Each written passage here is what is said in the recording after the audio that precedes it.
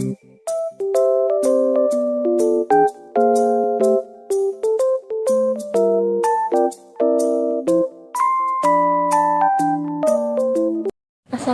warahmatullahi wabarakatuh. Saya Eriska Septeningrum NPM 015 dari kelas 4 APGSD Universitas Muhammadiyah Peningsewu.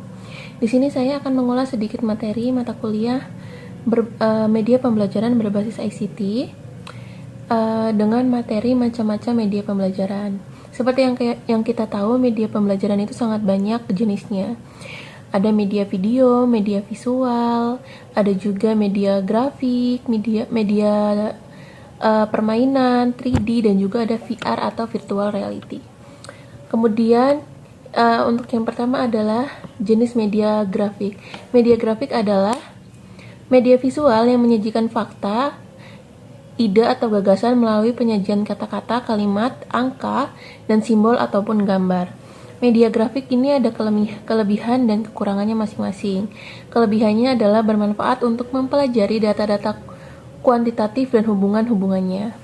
Kemudian juga penyajian dari data grafik ini jelas, cepat, menarik, ringkas, dan juga logis.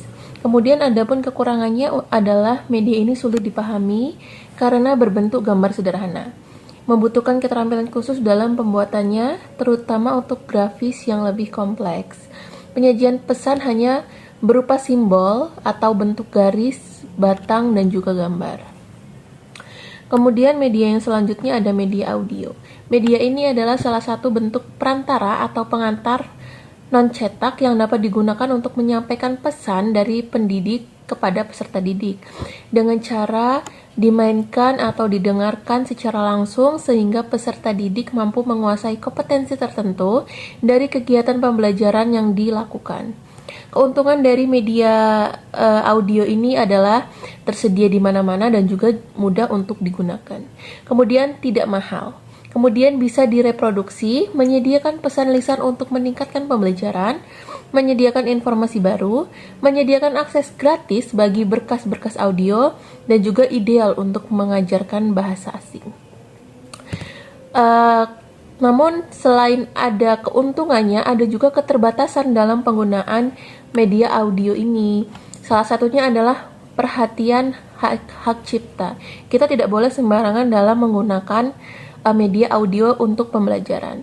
Kemudian tidak memantau perhatian, kesulitan dalam pemantauan kecepatan, kebutuhan perlengkapan digital dan peranti lunak, urutan yang kaku, kesulitan dalam menempatkan segmen, berpotensi terjadi penghapusan tidak sengaja.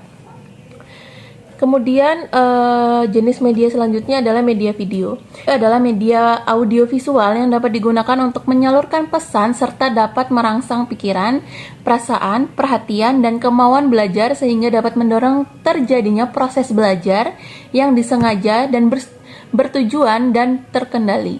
Kemudian kelebihan dari penggunaan media video ini antara lain salah satunya adalah dapat menyajikan pesan audio, visual, mendekati objek aslinya sehingga perolehan informasi pada pembelajaran itu relatif lebih konkret dan juga jelas. Kemudian jenis yang keempat itu ada jenis multimedia. Multimedia merupakan media presentasi yang dinamis dan interaktif dengan mengombinasikan antara teks, animasi, grafik, audio, dan video yang menjadi satu kesatuan yang utuh. Pemanfaatan multimedia antara lain sebagai multimedia pembelajaran interaktif atau MPI, e-learning, dan juga CD pembelajaran. Kemudian jenis yang kelima adalah media simulasi. Media simulasi ini suatu metode pembelajaran yang menggunakan teknologi informasi dan komunikasi melalui pengembangan bahan ajar berbasis web. Manfaat dari media ini adalah memudahkan pendidik dan guru dalam memberi tugas kepada muridnya. Kemudian media yang keenam adalah media edukasi atau media permainan. Game edukasi merupakan media pembelajaran baru yang dipercayai dapat meningkatkan motivasi anak dalam belajar dan dapat meningkatkan pemahaman anak terhadap materi pembelajaran dengan menggunakan sebuah media pembelajaran berupa game yang menarik. Kelebihannya adalah dapat merangsang pikiran dan kreativitas siswa, dapat menarik daya kreatif siswa, dan siswa dapat berpikir dengan kritis. Adapun kelemahan dari media ini adalah membutuhkan alat dan media tambahan. Suasana kelas sering menjadi tidak kondusif ataupun berisik, kemudian membutuhkan waktu pembelajaran yang relatif banyak karena menggunakan media game atau permainan. Kemudian jenis media yang terakhir adalah VR atau virtual reality. Virtual reality ini merupakan sebuah istilah yang digunakan untuk menggambarkan sebuah kenyataan buatan yang dibuat untuk sebuah tujuan tertentu. Kelebihan utama dari virtual reality adalah pengalaman yang membuat pengguna merasa sensasi dunia nyata dalam dunia maya. Selain itu, kelebihannya yaitu pengguna VR lebih mudah diakses, lebih murah, dan lebih mudah digunakan oleh peserta didik dan juga pendidik.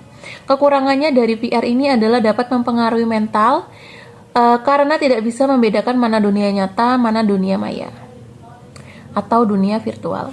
VR dapat membuat penggunanya mengalami perasaan kehilangan, realitas, dan perasaan isolasi saat berinteraksi dengan dunia buatan. Sekian presentasi video dari saya. Semoga video ini dapat bermanfaat buat teman-teman. Wassalamualaikum warahmatullahi wabarakatuh.